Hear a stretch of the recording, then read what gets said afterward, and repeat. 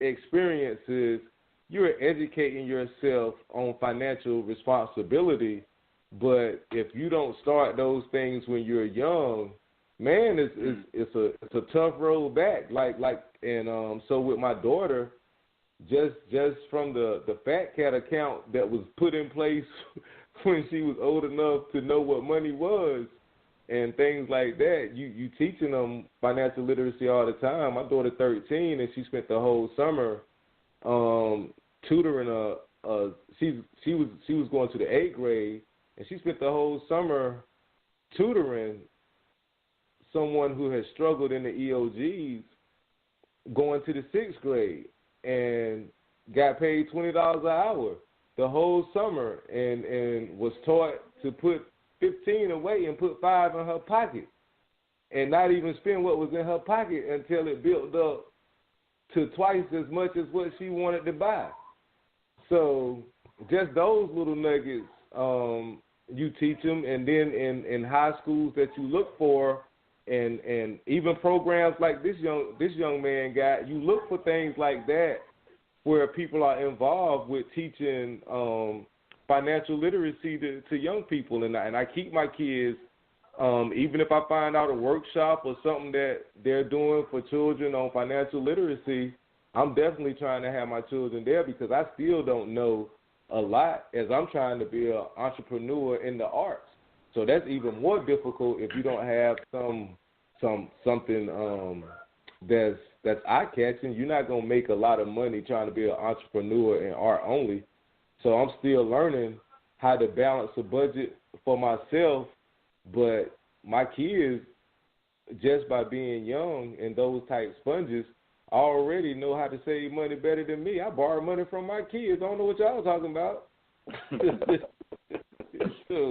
But yeah, that's just making sure that they be around people that are financially literate is a big for myself and their mothers. We definitely believe in that because we both, built credit holes for ourselves and worked our way out of it. So it's all about prevention now.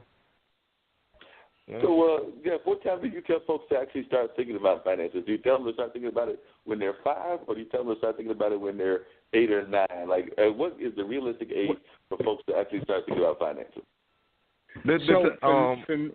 For me, go ahead, I tell, I work with middle school students.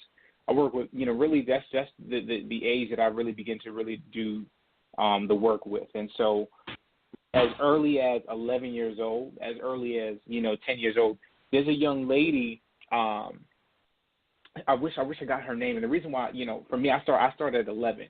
And there is really no age, or appropriate age, I believe, where you should, I think that it's never too early and you're never too young to really begin to instill a sense of money management, a sense of fiscal stewardship within your young people. I don't think that's first and foremost. You know what I'm saying? Because young people are sponges anyway. You know what I mean? Their minds are sponges. They learn, they model, they learn by what you model. And so I think that if you model early, and you model for them early, then the earlier they'll be able to catch on. But for me personally, I start my work with middle school students, as far as high school, college, and even adults. And I say middle school really because there's as a matter of fact, there's a young man, his name is Mosiah Bridges, and his company was called Mo's Bows. And this young man literally launched his bow tie company at the age of 12 years old. This is when he was in the 6th grade. And now this young man is making over 6 figures with his company. And there's tons of stories where there's another young man, his name is Benjamin, they call him Benjamin Kicks. And he's, in a restocking sneakers and selling sneakers in that industry. He had a passion for selling sneakers. He had a love for just sneakers. And now he's literally, on track.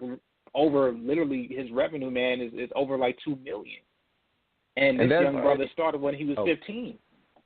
And see, the thing that he just said about the kid having a love for sneakers is important, because if you find something that a child loves enough to want to do it consistently, that's what they can turn into revenue. And that's That's important. Yeah, very I important. like that. Dean, I think we got the other call. Let's see who that is. Maybe that's there. Yes, sir. We have Mr. Pierce Freeline calling in. So welcome to Straight Talk with Dean and Mark. Welcome, Mr. Freeline. Thank you very much. Thanks for having me. Yeah, appreciate you calling in, Pierce. We've got one of your good buddies on, Mr. Tim Jackson. We were just talking about the early hip-hop festival earlier.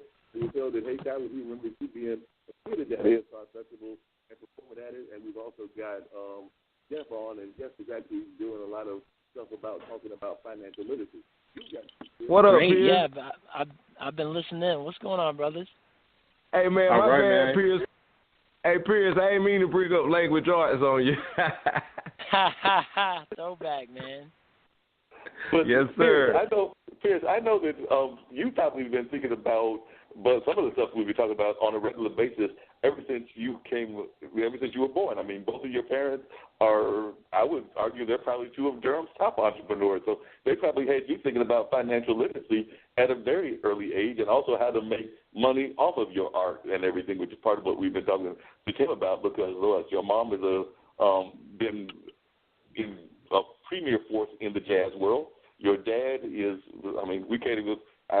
It would take me too long to describe every architectural building that Mr. Phil Freeline has done, and I know that he means a lot to you, as does your mom. So they have definitely followed in a great legacy, and you also have siblings that are doing. You have a sister who's a visual artist, and then you, which I know is a love of Tim's, those visual artists. So you definitely come from a very rich lineage in terms of your art ties.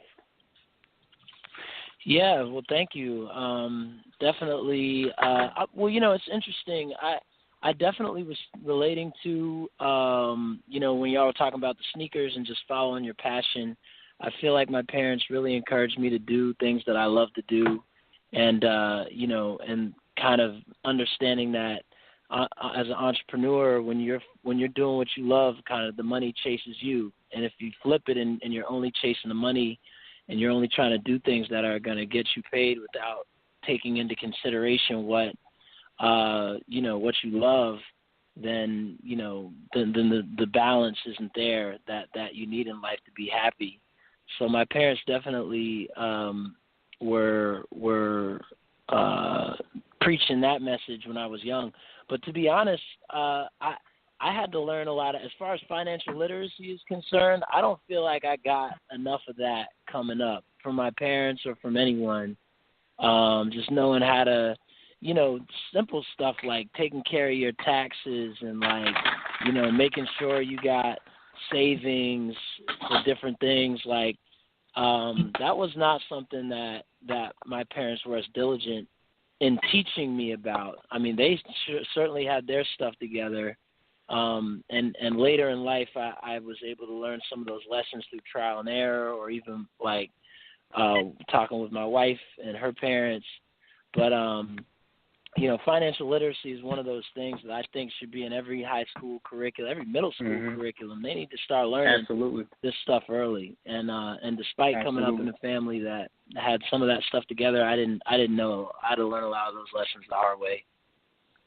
And you actually bring up a good point, and I was wondering, I'm actually going to ask it in a two-part way.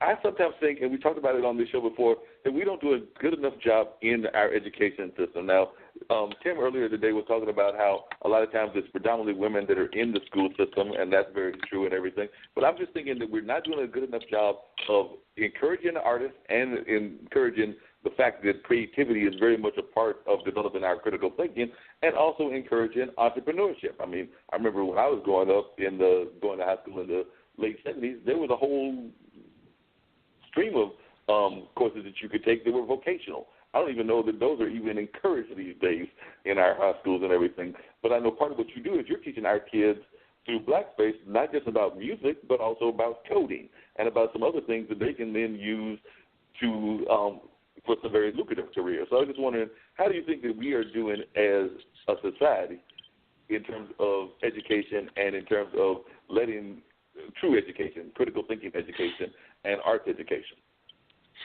Yeah, well, I think we're doing terrible. Terrible.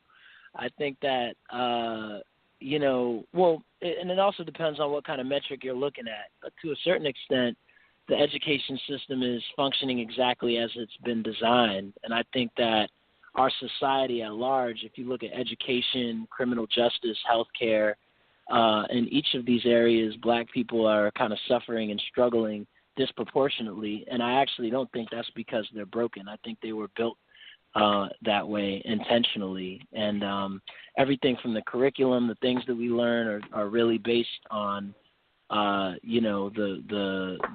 trials and triumphs of Europe and people of European descent. I didn't learn about one African or outside of Black History Month. Many of even the African American achievements were kind of erased from the curriculums. We aren't learning things that we need to survive. Like I mentioned, the financial literacy, education, entrepreneurial curriculum, critical thinking, those aren't, teachers are struggling because they're teaching to a test. And they, it's all about the EOGs and kind of getting their marks up so that they can get funding to continue to, keep the revolving door going. We know through tons of research that there's a school to prison pipeline.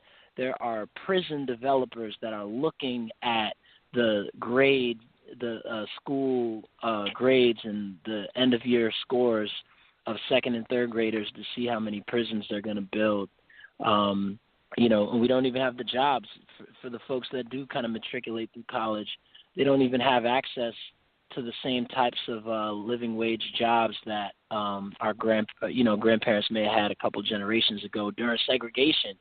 So, it's messed up. And one of the reasons I created Black Space was to address some of these things, to make sure we have some curriculums that are rooted in Black history and culture, but are also teaching them critical skills and things that they need to learn to survive, and also putting them on game as it relates to white supremacy, capitalism, and some of the other things that are, designed to keep us, as Biggie Smalls said, many MCs, they talk about it a lot,